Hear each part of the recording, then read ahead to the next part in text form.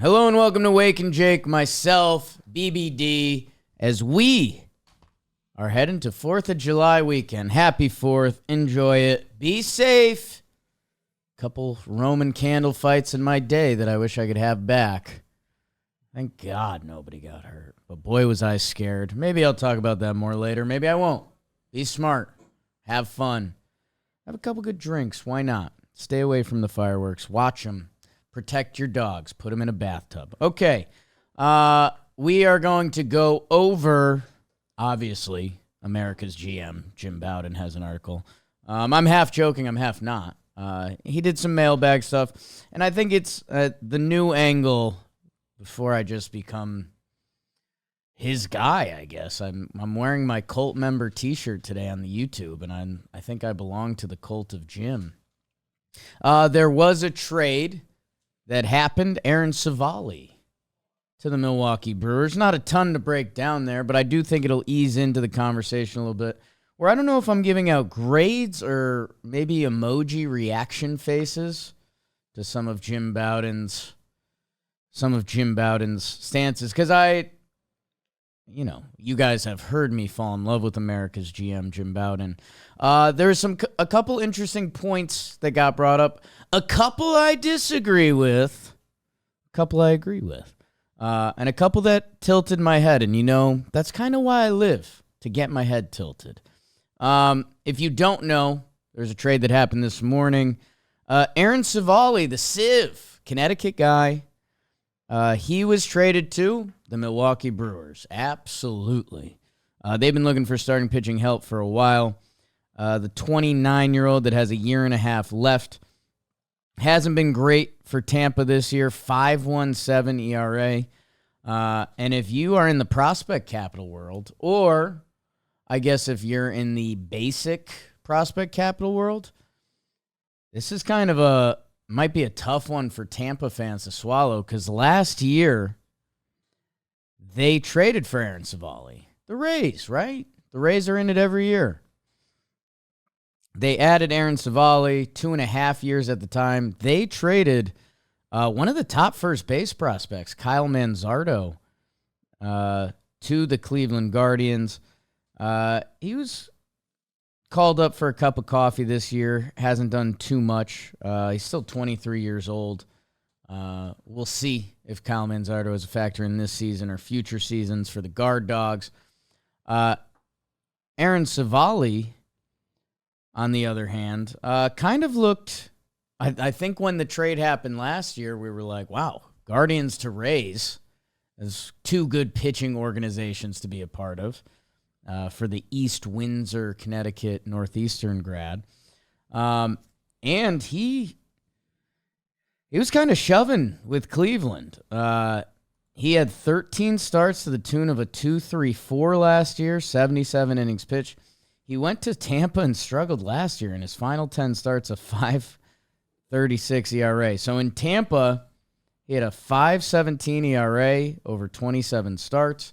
In Cleveland, he was a 3.77 ERA guy, over 76 starts. So, tough for the Civ, Aaron Civale, who definitely doesn't like being called that.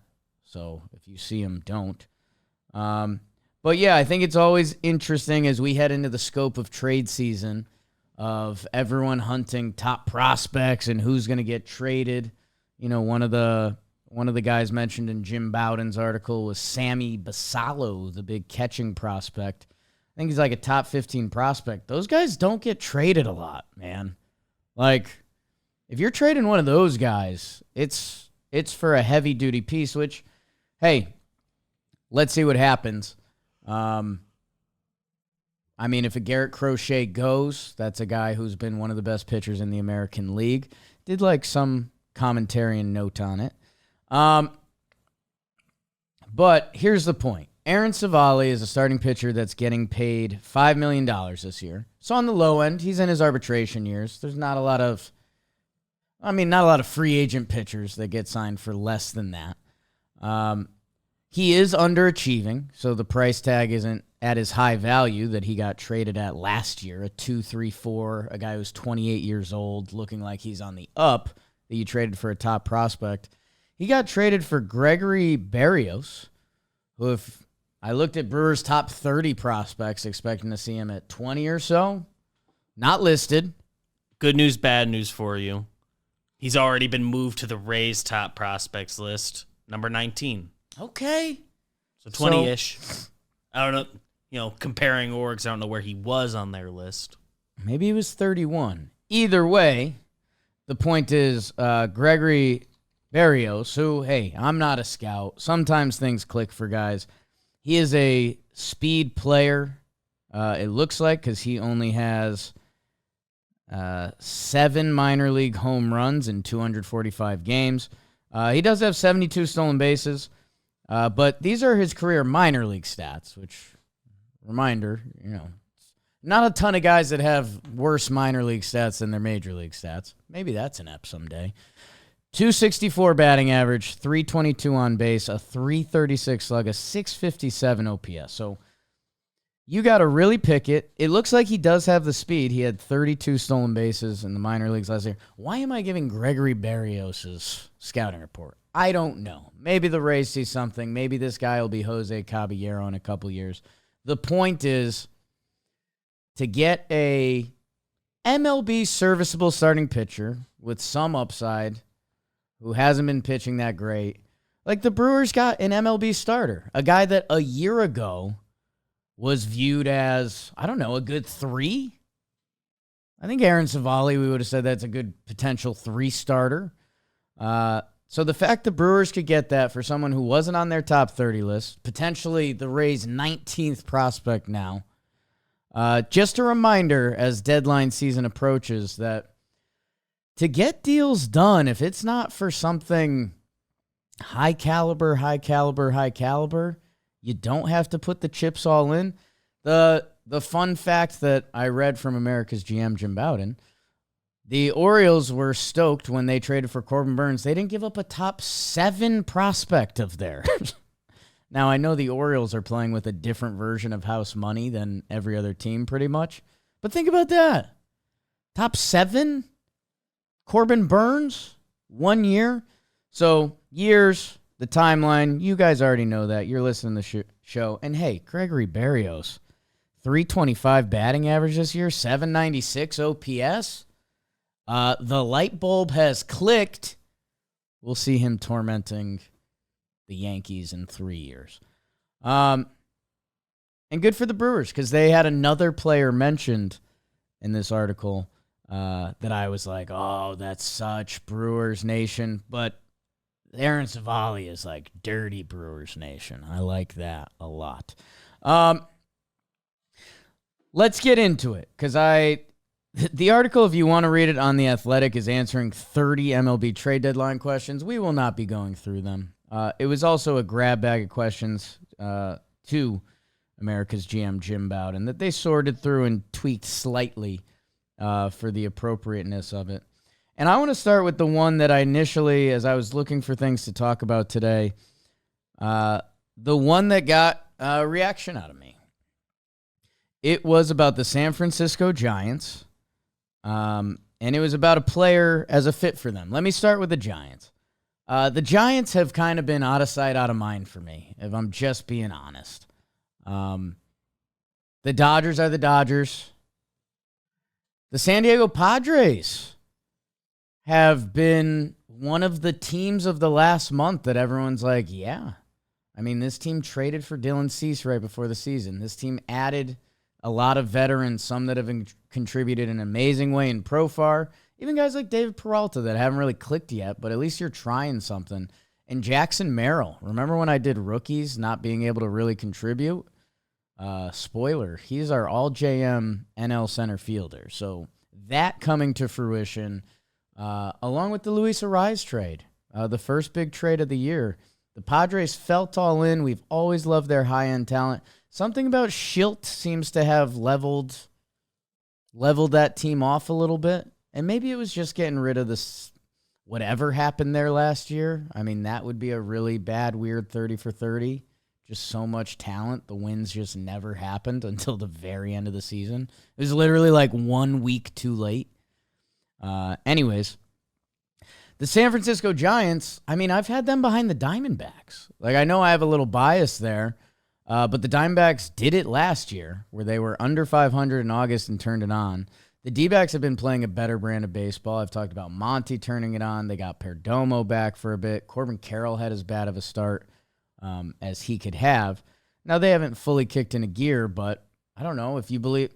If we put out a general poll, if we went out on our Talkin Baseball right now and we said, who do you believe in the rest of the way, Diamondbacks or Giants? It's probably coming back, worst case, 60%. Diamondbacks. Highest, 75%.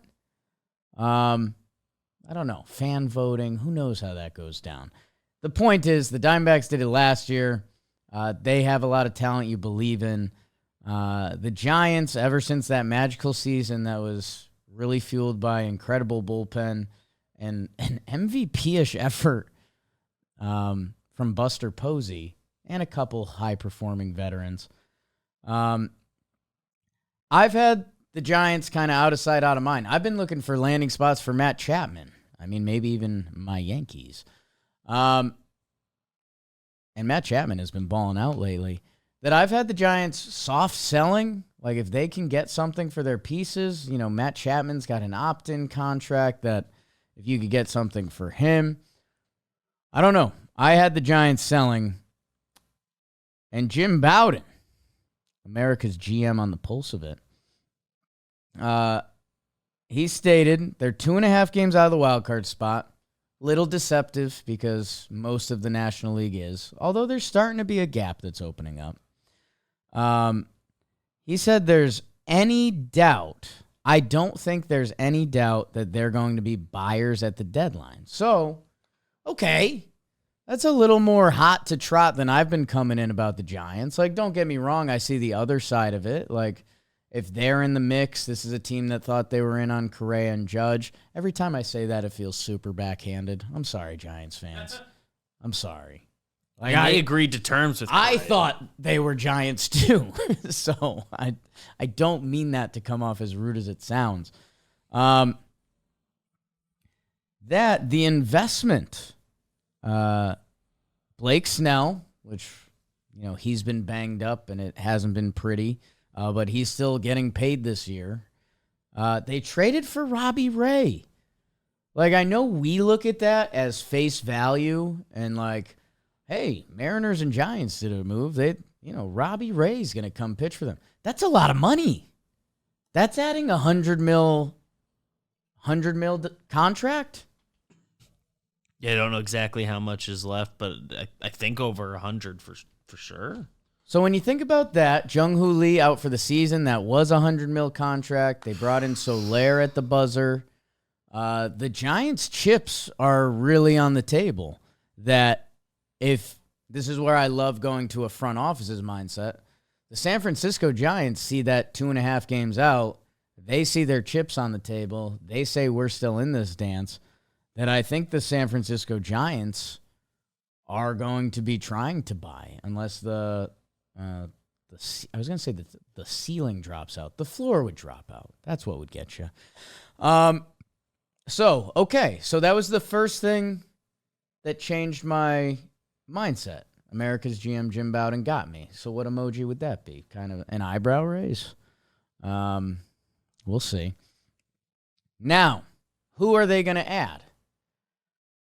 The name that's thrown out here, and I believe this is from Jim. And he is following up. There were questions about this guy earlier in the article, so he's kind of continuing the convo a little bit. Jazz Chisholm getting thrown in the mix. Now, the Marlins, they're the only team that we have confirmed is selling. So I think we've been grabbing onto that. I mean, we just did some Yes Network stuff that it was like the Marlins are the only team that has really sold. They will sell more. And Jazz Chisholm's at kind of a funky point. He's been playing well, and mostly he's been on the field, which has been one of Jazz Chisholm's bigger questions. At 82 games this year, that's his third most games played in a season. Right around league average hitting, slightly above. 14 stolen bases, 7 caught stealings. Don't love that. Jazz Chisholm is a solid, contributing, toolsy ball player that maybe there's more in there. He's 26 years old.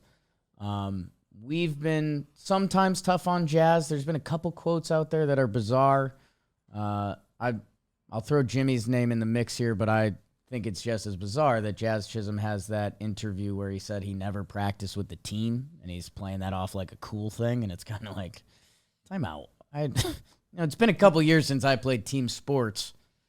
Definitely never approached the major league level, but, I think the Yankees tell it they practice together. They hit together. I think every team. I know there's not like during the season like practices like you think of with like high school sports, but it was bizarre. Jazz gets a weird target because he was the MLB The Show cover athlete, which, did he deserve it? Does he have a cool name? Yes. Is he talented? Yes. Are there a lot more that goes into MLB The Show covers than people probably assume? Yeah, because you're getting agencies and how much are we going to pay, and they need to promote the game and all of that. We probably get too caught up in that stuff. But Jazz Chisholm right now is hitting pretty close to his career numbers. He's a career 103 OPS plus. He has a 104 OPS plus this year. He has 10 homers, 14 steals. So if you're looking for a guy that can play some middle infield, America's GM Jim Bowden says he still thinks his best position is second base, which is funny. Because Jazz did tell us he was going to win a Gold Glove out there. Hey, maybe it will. I'll stop being skeptical.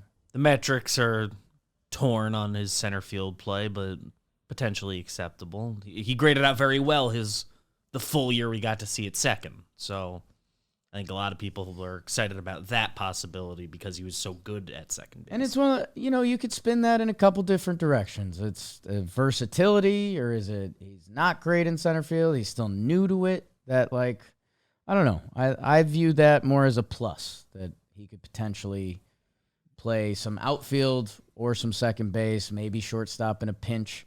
I think that's a good thing. For a left-handed hitting guy who's 26, who's stolen some bags, who's hit some home runs, who's getting paid $2 million this year and is under team control through 2026.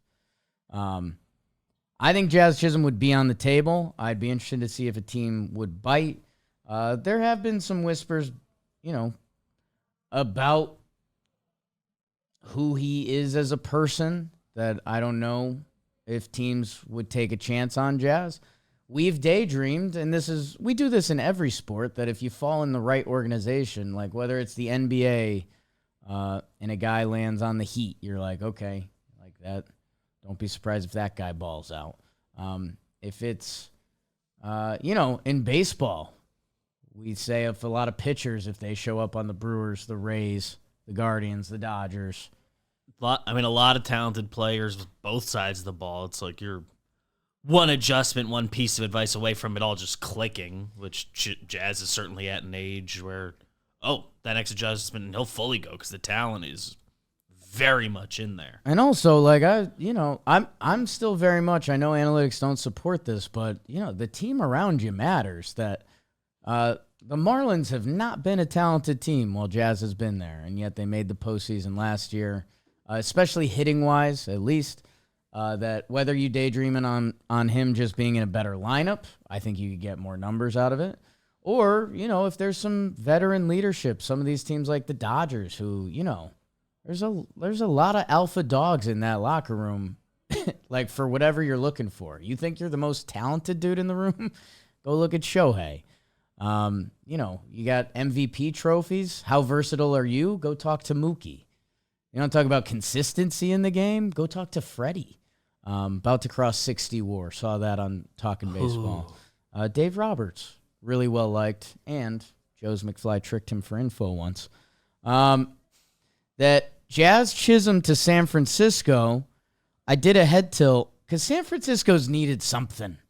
Like whether it was Correa or Judge, the big signings. They've also done a lot that before the season we were like, wow, like this added up quick with Snell, Chapman, Soler at the buzzer. My God, the Robbie Ray trade.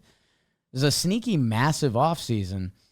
And that San Francisco lineup, we always have a little giggle because you look at it and, our guy Elliot Ramos has been balling out. Lamont Wade Jr. only moves the needle so much, although he's a contributing player. Patrick Bailey, Matt Chapman, Michael Conforto. It's my running joke for a little bit was the San Francisco Giants have 7 7-hole hitters. Jazz Chisholm would be a little spark and flash to that organization and lineup that I would buy into it. So America's GM, Jim Bowden, won me over on both fronts on this one.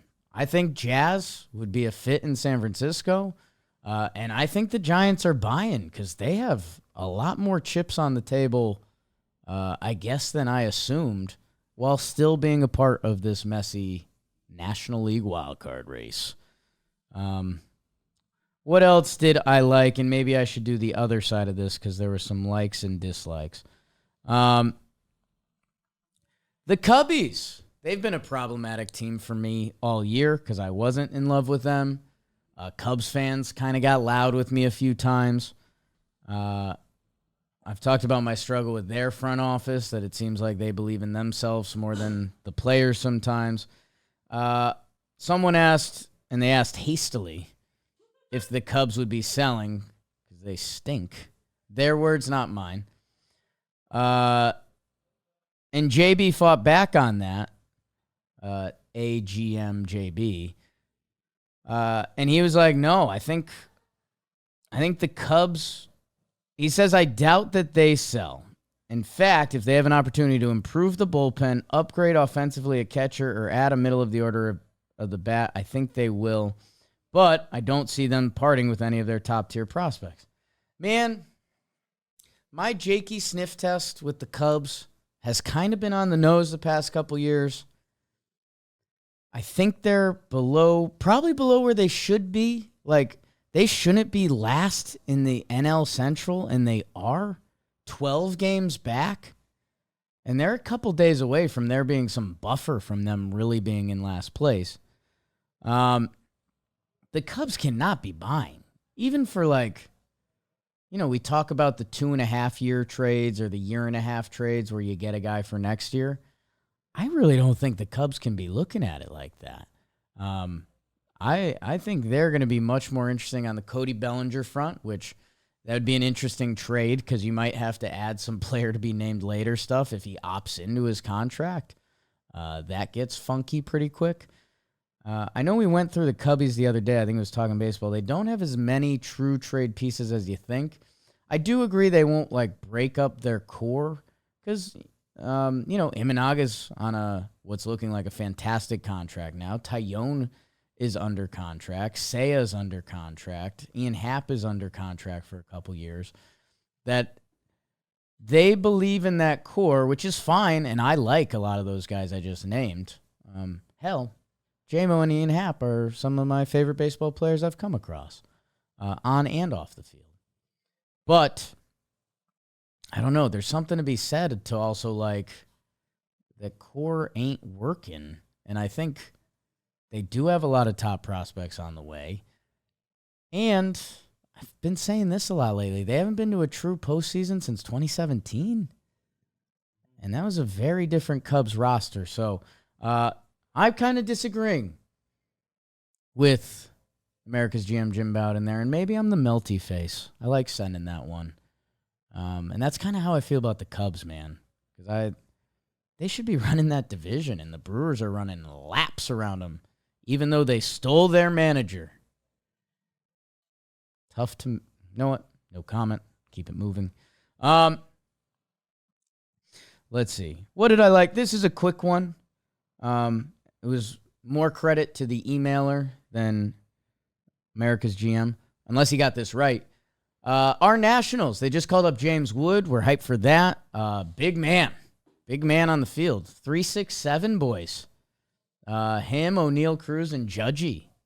How about baseball? Huh? 6-7 position players?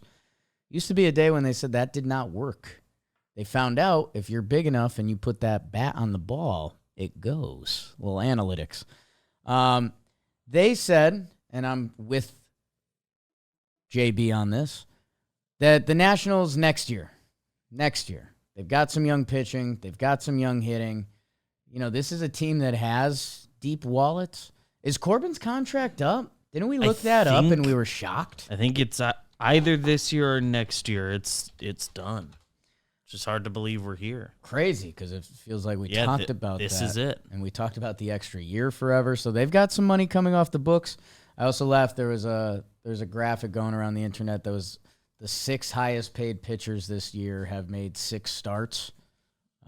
It's like Scherzer, Cole, Corbin. I don't know if Verlander's on the list, DeGrom, but he's missed time. Verlander, yeah, but it was one of the slight head tilt. Is Robbie Ray making enough to be on there? I think he's short, but he hasn't pitched so. So they said Lane Thomas, who's a year and a half, and we talked about Lane Thomas rumors last year. I don't think he fits their timeline. I mean, the only other thing would be if there would be a weird Lane Thomas extension that came out that was like 4 for $80, and everyone just golf clapped and was like, sure, I guess he's good. You guys work for each other. That's nice. This worked out, right? We took a chance on you. You came over from the Cardinals. We kind of let you lead off when you were bad, and it's paid off. They said, and again, the writer deserves the credit here. Sorry, Jim. That the Nationals would be a great team to trade with if you need an outfielder because they also have relievers. That if you can do the Lane Thomas and a reliever trade, whether that's Finnegan or Harvey or whoever you like down there, that'd be a great pairing. Jim gave them golf claps. The team he threw out, the Kansas City Royals. I don't know. I've heard crazier things. The only counter to that Bowden didn't acknowledge in this email, but he did in the next one, was that the Royals are, and it's funny, this new wild card just creates a totally different scope. That the Royals have had a great first half. They've had moments where they've been one of the best teams in the AL. They've felt really good. Bowden said, and it's tough to argue against, he's like, they're probably the third place team in the Central. Depends how you feel about the Twins. The Twins that have kind of done really well in that division traditionally. Probably top to bottom true talent. Guard dogs have been great. That it's funny if you're the Royals who don't have the biggest farm system right now, like they've called up all their guys. It was Witt, it was Pasquantino, it was Melendez, it was Singer, a couple other pitchers. The Royals operate a little differently that I could very much see them getting involved at the deadline. Prospect capital-wise, they might come up a little thin to some other teams. That, I wouldn't rule something like that out. I would say my head tilt in that email was any team as we start getting closer to the deadline needs an outfielder. Every team can use a reliever. That the Nats will be a sexy team to trade with. And I think it's a great year for them to trade. Yeah. I think back on some moments we've had talking to Trevor Plouffe where he's advocated for like, hey, like don't fully bottom out or anything at least, whether that's even not buying. Like good for these young guys to be in a competitive environment, which they currently are, the 1-2-8 stretch, and they're the 4th from last place team in the NL. Right. It changed. But they're in the mix. We're like, I don't necessarily want to see them bottom out, trade everybody, or I don't see them trading everyone they could. There was a while earlier in the year thinking selfishly about the Yankees and that they might need bullpen that I was like, I hope they do and they trade all the relievers because they have. Yeah. You could kind of talk yourself into anybody in that group. So I think some number of their relievers will go. And other bodies. I'll be interested to see as we find out other teams' needs or maybe the injury pops up. Right-handed hitting Lane Thomas, outfielder. Can be a top-of-the-lineup guy. Could be a middle-of-the-lineup guy. Plus a reliever. I like that a lot. My next note here, this was just me. This is separate from the article, and it's not really even about trades. So, okay, Talkin Jake. I had a home run derby shower thought the other day because they're trying a new format this year, and that's kind of cool. Like, they're always tinkering a little bit. And I think the biggest problem recently is now that they've just gone straight clock is guys are just getting gassed. that by the final round, the product is like, it's not good. Yeah. And I think it's because the rule has been like wait till it lands and just nobody does. Yeah. It just Nobody eliminates cares. that. You get a max number of swings and bonus swings. And Yeah. We're always tinkering. So I think they like that it's going to eliminate that conversation and the gassed and all that. Two weird home run derby thoughts that, depending how silly we get with this in future years.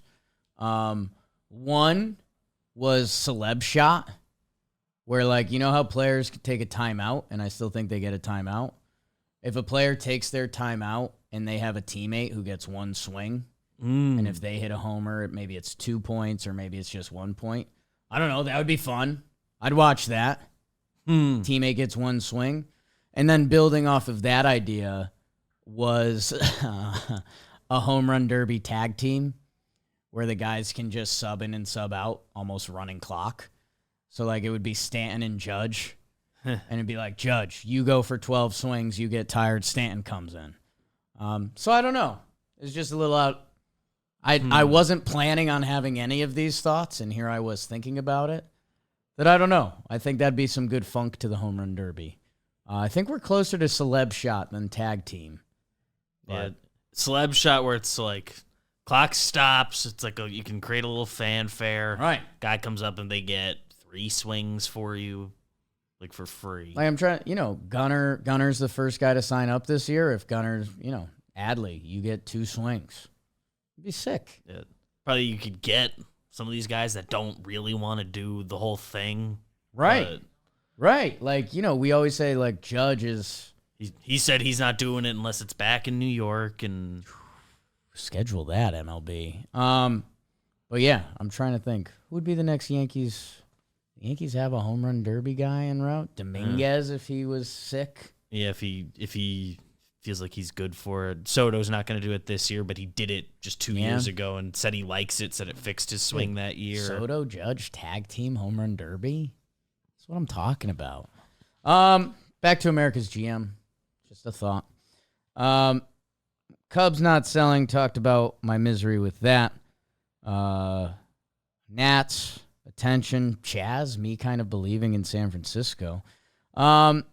We'll wrap up with some pitching, and it's both ends of the spectrum. I'll start with the Los Angeles Dodgers. Someone wrote in, and whenever I can talk about warehouse-adjacent Gavin Stone, I'll love it, because Gavin Stone has been killing it this year. And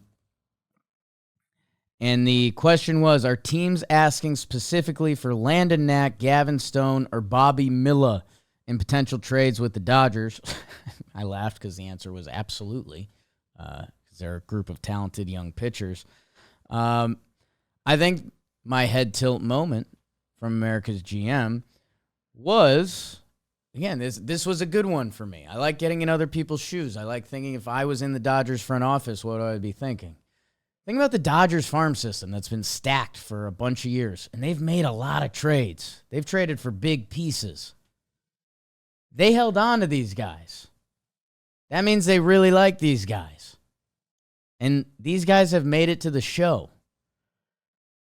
that they're, I don't want to say all in on these guys, because for the right trade or the right piece, you're going to have to move something.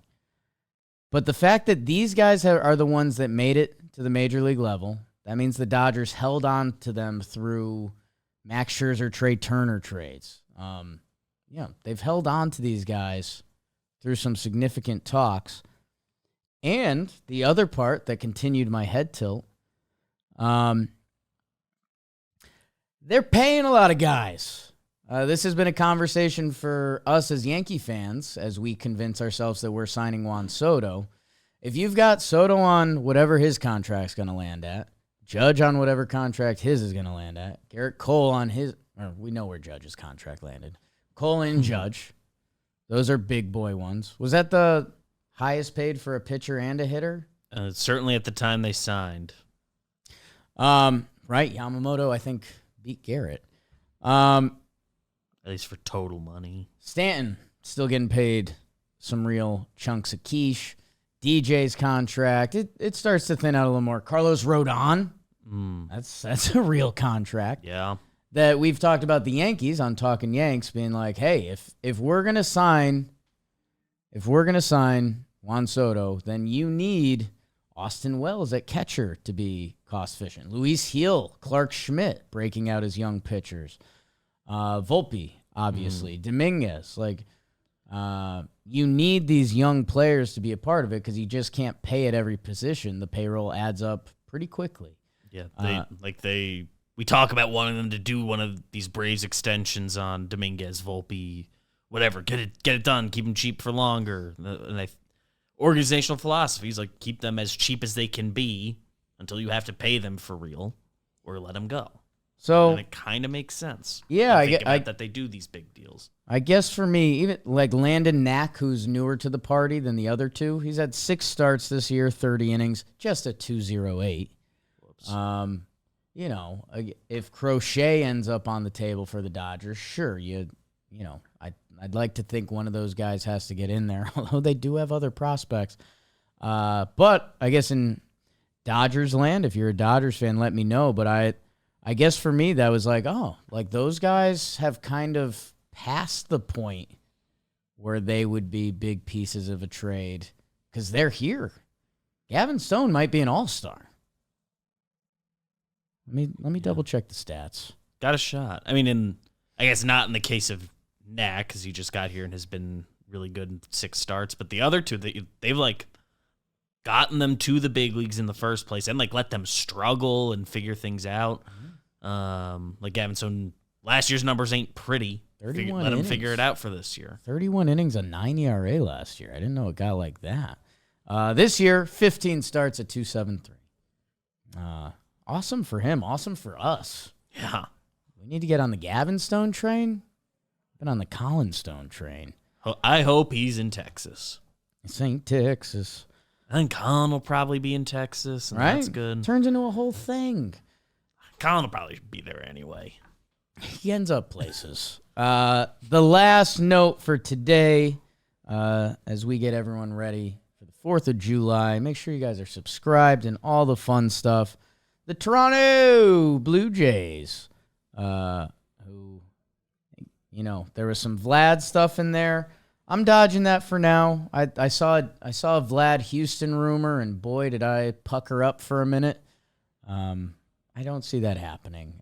Houston's needs are pitching. They've been hitting enough. But the Toronto Blue Jays have pitching, which I thought it was interesting.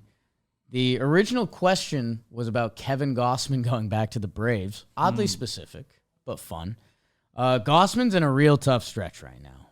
That his ERA is 4.75. In his recent games, he's been really getting hit. I texted Jolly and Foolish, and I said, what's up with Kevin Gausman? No response for a little too long, so screw both of them. And then Foolish said, I put Gausman on my Foolish top 50, and that's what got him. I was like, okay. I was hoping for some actual information from either of you geeks, and you gave me nothing. So they're on my shit list. Kevin Gausman is 34 years old. He is on the book the next 2 years for $23 million, and he's been pitching poorly. That's a tough ask. Remember when we talked about Verlander, and he was done with the Tigers, and Houston got him for free, and then it changed their whole trajectory as a franchise? I haven't. Yeah, I mean, Gausman's at that point where people wouldn't really be offering much for him. In fact, they'd probably be asking Toronto to eat some of the money, which, if you're Toronto, that risk reward just doesn't seem worth it unless you think Gausman is completely cooked, which he doesn't look completely cooked. That's the part that's been throwing me off. Yeah, he's had good starts this year. Yeah, he had a couple stretches, so... And I don't believe Toronto's of the mindset they're going to fully redo this thing. Maybe they are, and then it becomes interesting, but... Yeah, I think they think sometime in the next 2 years, Gausman will be of use to them for what they'd get, compared to what they'd get back for him trading him right now. Yeah, just the shot of him being average and not having to pay off his contract or something like that. Never mind him being potentially good. Where Bowden head tilt Bowden. So maybe it's not an emoji episode. It's America's GM turning my head. He said, however, I would have more interest in his teammates. And this is what threw me off at first. And maybe he just did this in, no, it's not alphabetical order. He says Barrios, Bassett, or Kikuchi if the Blue Jays make them available.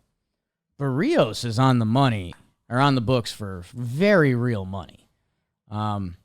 Which, hey, I mean, we just talked about former Cy Young winner Robbie Ray getting traded. That, sure, that could be on the table. But, I mean, we're talking through 2028. It's basically 19 mil, 25, 25. We just talked about where Kevin Gossman is at. And Kevin Gossman had a streak there that he was one of the best pitchers in baseball. Barrios has been really good. He had the one hiccup year in 2022, so probably need to put that in my rear view. Last year he was a 3.65. This year he's a 3.63. Wow, giving up the most homers in the AL this year. And baseball, I think, 19. Yeah, I guess that was my first, Jose Barrios isn't getting traded, because this is another case of, I think Toronto believes in themselves the next few years, and they want Jose Barrios to be good.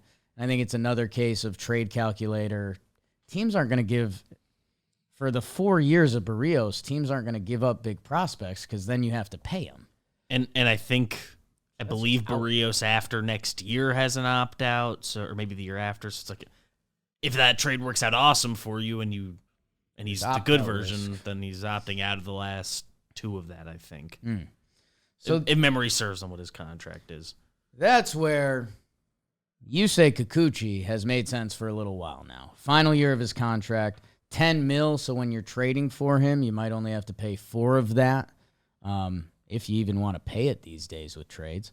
Has the potential of being very solid, high strikeouts. He's got the arm talent. Last year, 32 starts, more strikeouts than innings pitched, a 3.86. This year, he's at 4.18. More strikeouts than innings pitched. I think he's a little bit of a pitching coach's dream. Besides the sleepy thing, remember when that article came out that says he sleeps, 14 hours a day or something? Or at least the night before his starts. It's just a little much. It was just a lot of sleep. It's kind of rude. If the Blue Jays stay where they are at the bottom of the AL East, I would expect Yusei Kikuchi to go. And, okay, so he's performing decently. He's not killing it. He's making double of what Civale was.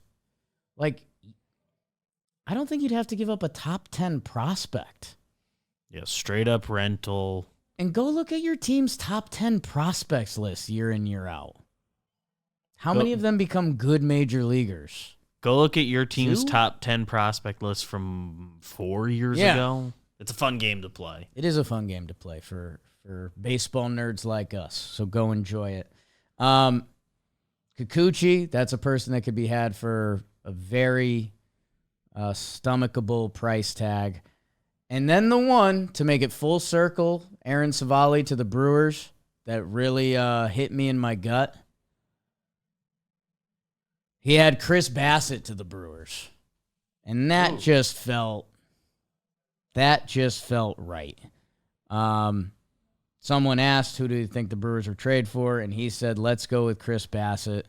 Limited no trade clause, free agent after 2025, $22 million per year. So the Brewers would have to be willing to pay that next year. But Bassett, or give him a better prospect to eat it, all that. Yeah, a steady is as steady does with Chris Bassett. That I was a little worried about him because he got off to a slow start this season.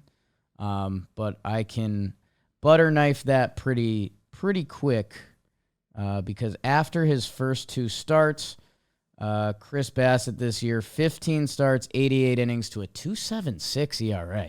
Chris Bassett's really good. He's one of those guys that throws 6 pitches. So there's a lot of hitters nowadays that game plan for 2 pitches and try to figure that out. Bassett, with that collection of pitches, how consistent he's been, how many innings he's eaten. You can mark him in for 2 years. Chris Bassett is the definition of Milwaukee hot. Chris Bassett walks around Milwaukee, 6'5", good pitcher, good bank account. Oh, yeah, Chris Bassett.